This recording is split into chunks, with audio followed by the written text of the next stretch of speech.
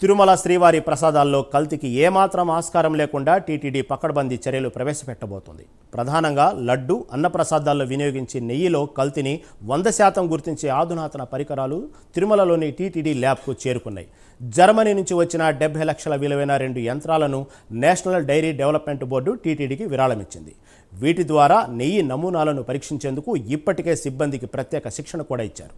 దీంతో food safety and standards regulation నిబంధనల ప్రకారం నెయ్యిని పూర్తి స్థాయిలో పరీక్షించే స్థాయికి టీటీడీ ల్యాబ్కు వచ్చింది. ఈ ల్యాబ్ను టీటీడీ త్వరలోనే ప్రారంభించనుండటంతో కల్తీ నెయ్యికి చెక్ పడనుంది.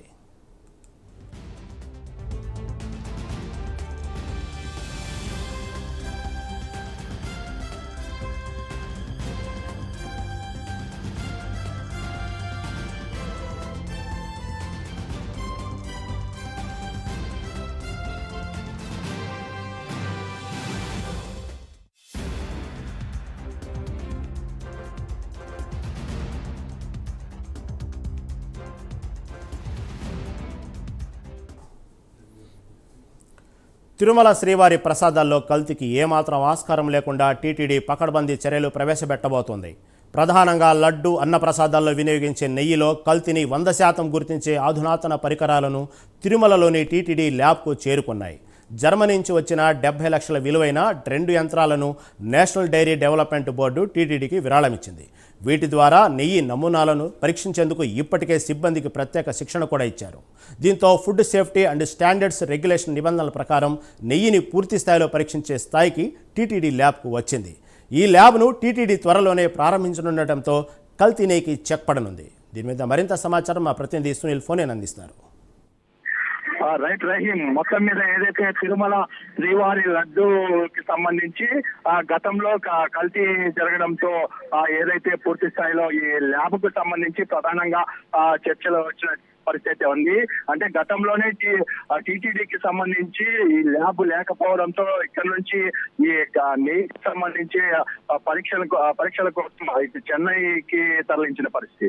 అంటే ఇటు టీటీడీలోని ఎందుకు లేదని ప్రశ్న తలెత్తడంతో ఒక్కసారిగా ఎన్డీడీబీఏ మేమే ఈ టీటీడీకి పూర్తిగా విరాళంగా అందించేందుకు మేము సిద్ధంగా ఉన్నాం, దీనికి సంబంధించి టీటీడీ దీనికి సంబంధించి ఏర్పాట్లు చేసుకోవాలని చెప్పేసి గతంలోనే తెలిపింది.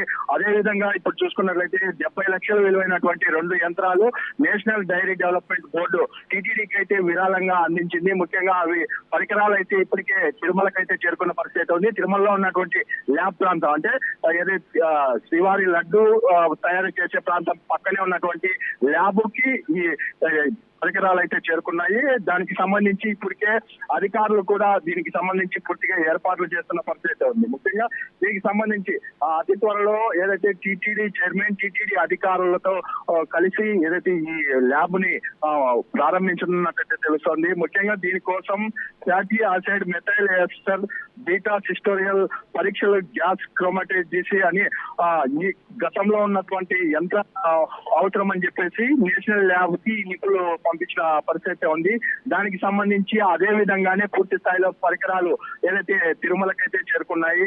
ఇప్పటికే ఎన్డీడీబీ పూర్తిగా 70 లక్షలకి సంబంధించి ఈ జర్మనీ నుంచి తెప్పించినటువంటి ఈ పరికరాలని టీటీడీకి అప్పచెప్పిన పరిస్థితి ఇక్కడ కనపడుతుంది. ముఖ్యంగా దీనికి సంబంధించి food safety and standard regulation కి సంబంధించి నిబంధనల ప్రకారం నెయ్యి పూర్తి స్థాయిలో పరీక్షించే స్థాయికి టీటీడీ ల్యాబ్ రానున్నదని చెప్పి ఇప్పటికే ఎన్డీడీబీ తెలిపిన పరిస్థితి ఉంది.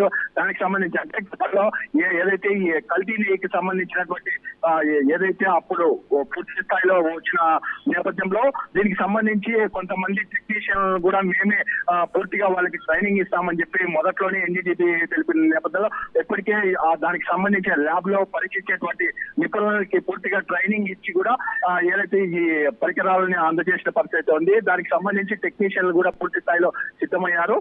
మరి కొద్ది రోజుల్లోనే ఏదైతే శ్రీవారి లడ్డూలో వినియోగించేటువంటి నెయ్యి సంబంధించి ల్యాబ్ పూర్తిగా అందుబాటులోకి రానున్నట్టే తెలుస్తోంది. Rahim, right Sunil, thank you for updates.